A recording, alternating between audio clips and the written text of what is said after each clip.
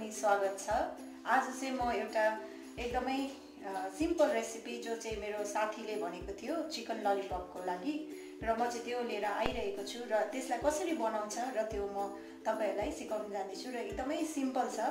र त्यसको लागि चाहिँ हामीलाई के सामग्रीहरू चाहिन्छ भन्दामा सबसे भन्दा पहिला हामीलाई चिकन विङ्स, यो चाहिँ मैले हाफ केजी लिएको छु चिकन विङ्स है। र मैले यहाँ कतिवटा बनाएर पनि राखेको छु र कसरी बनाउनु पर्छ त्यो तपाईहरुलाई म बताउने छु बिस्तारै।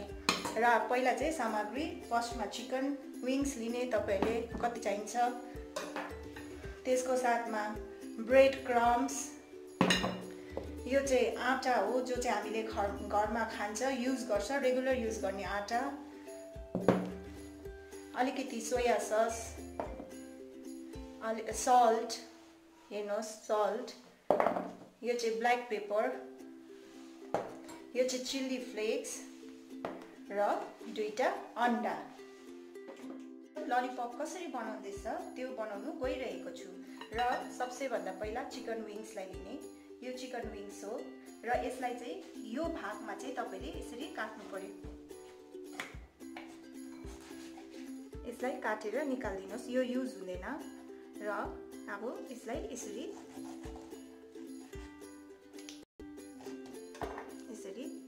काट्नुस्। अब यो भयो हाम्रो दुईटा पार्ट्स, देख्नुहुँदैछ होला है। यो माथिको भाग चाहिँ हामीलाई युज हुँदैन, यसलाई चाहिँ फ्याँकिदिँदा हुन्छ। अब यसलाई बनाउने एकदमै सिम्पल छ। तपाईले यसको बिस्तारै नै यो मासुलाई जो चाहिँ हड्डीमा टालिएको हुन्छ यसलाई बिस्तारै काटेर तपाईले यसरी काट्नुहोस्। यो माथिकोलाई यसरी निकालेर अरूलाई चाहिँ सबैलाई यसरी खोल्किँदै तल निकाल्नुहोस्।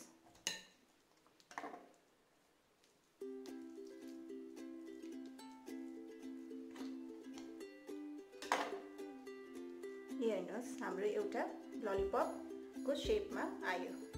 र यो माथिकोलाई चाहिँ अलिक सफा गर्नुहोस् जसमा कि अलिक क्लिन र राम्रो देख्छ। यसलाई अलिक खुर्केर यसरी गर्नुहोस्। यो चाहिँ हाम्रो चिकन ललिपपको शेपमा आयो। अब हेर्नुहोस् मैले सबै विङ्सहरूलाई चाहिँ ललिपपको शेप दिइसकेको छु। तपाईहरुलाई मैले सिकाएँ कसरी बनाउनु पर्छ भनेर। यो हेर्नुहोस् यसरी भयो। अब यसलाई गार्निश, अब यसलाई चाहिँ अब कसरी म्यारिनेट गर्ने अब यो म बनाउनु सिकाइरहेको छु। र सबसे भन्दा पहिला यो ललिपपलाई सोया सस यो हाल्नुहोस्। सोया सस हालिसके र यसलाई मैले मजाले मिक्स गरेँ। अब यसको बादमा यसलाई नुन हालिदिनुहोस् यसरी। पहिला एकपट्टि साइडमा मात्रै, त्यहाँदेखि फेरि यसलाई टर्न गर्नुपर्छ, अर्कोपट्टि साइडमा पनि यसरी नै लगाउनुपर्छ। तपाईले नुन हालिसकेर ब्ल्याक पेपर यसरी हाल्नुहोस्। यो चाहिँ एक साइड मात्रै हुँदैछ, अर्को साइडमा पनि यस्तै गर्नुहोस्। त्यहाँदेखि चिल्ली फ्लेक्स चाहिँ हाल्दा पनि हुन्छ नहाल्दा पनि हुन्छ, कति नानीहरूले खाँदैन, अलिअलि चिल्ली फ्लेक्स। अब यसलाई यसरी टर्न गरिदिनुहोस्, यसरी देख्नुहुँदैछ होला, टर्न गरिदिनुहोस्। अब चिकन ललिपपमा हामीले सबै इन्ग्रेडियन्ट्सहरू हालिसक्यो। अब यसलाई म बनाउनु गइरहेको छु। र सबसे भन्दा पहिला तपाईहरुले अंडा लिएर अंडालाई फिट्नुहोस्। यसरी मैले अघि अंडा कतिवटा लाग्छ भनेर बताएको थिएँ, त्यो अंडालाई तपाईहरुले फिट्नुहोस् र त्यो अंडाभित्र यो विङ्सलाई मजाले यसरी ललिपपलाई यसरी मजाले डुबाउनुहोस्। यसरी डुबाइसकेपछि यसको अर्को प्रोसेस, यसलाई निकाल्नुहोस्, यहाँबाट निकाल्नुहोस्, यसरी निकाल्नुहोस् यसलाई।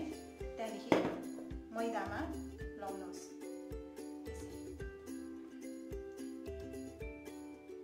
देख्नुहुँदै होला। मैदामा लगाइसकेपछि फेरि पनि यसलाई अंडामा फेरि हल्का डिप गर्नुहोस्, यसरी देख्नुहुँदै होला, देख्नुहुँदैछ होला। त्यहाँदेखि अब यसलाई ब्रेड क्रम्समा लाउनुहोस्, यसरी यसरी लगाइदिनुहोस्। यहाँ हेर्नुहोस् है, यसरी लाउनु पर्यो, सबैतिर लागेको हुनु पर्यो, देख्नुभयो होला। र यसलाई एउटा प्लेटमा निकालेर राख्नुहोस्। अब हाम्रो चिकन ललिपप सबै रेडी भइसक्यो, देख्नुहोस् हेर्नुहोस् यो सबै रेडी भइसक्यो। अब यसलाई चाहिँ फ्राई गर्नु गइरहेको छु। अब म यो ललिपपलाई चिकन ललिपपलाई फ्राई गर्नु गइरहेको छु। मैले तेल अगाडि नै तताइसकेको छु। अब यो तातिसक्यो। त्यसमा तपाईहरुले एक एकवटा गर्दै ललिपपलाई चिकन ललिपपलाई हालिदिनुहोस्। देख्नुहुँदैछ यसरी हालेर एकछिनसम्म यतिकै राख्नुहोस् र कम्ती त्यहाँदेखि चाहिँ लो फ्लेममा गरेर यसलाई 15 मिनटसम्म पकाउनु पर्यो।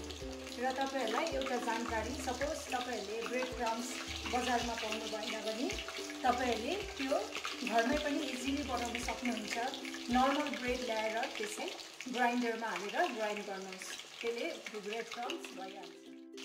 अब यो तपाईहरुले बिचमा हलाउँदै अलिक चलाउँदै जानुहोस्। यो अलिक गोल्डन ब्राउन चाहिँ हुँदैछ तर पाकेको चाहिँ छैन। यसलाई अलिक अझै 5 मिनट जति तपाईहरुले पकाउनु पर्छ। टोटल मिनट्स तपाईहरुको 15 मिनट जति चाहिँ लाग्छ ललिपप बनाउनु। अब यो 15 मिनट्स भइसक्यो र अब तपाईको यो चिकन ललिपप रेडी भयो। यसलाई चाहिँ म अब निकाल्नु गइरहेको छु। यसरी बिस्तारै निकाल्नुहोस्।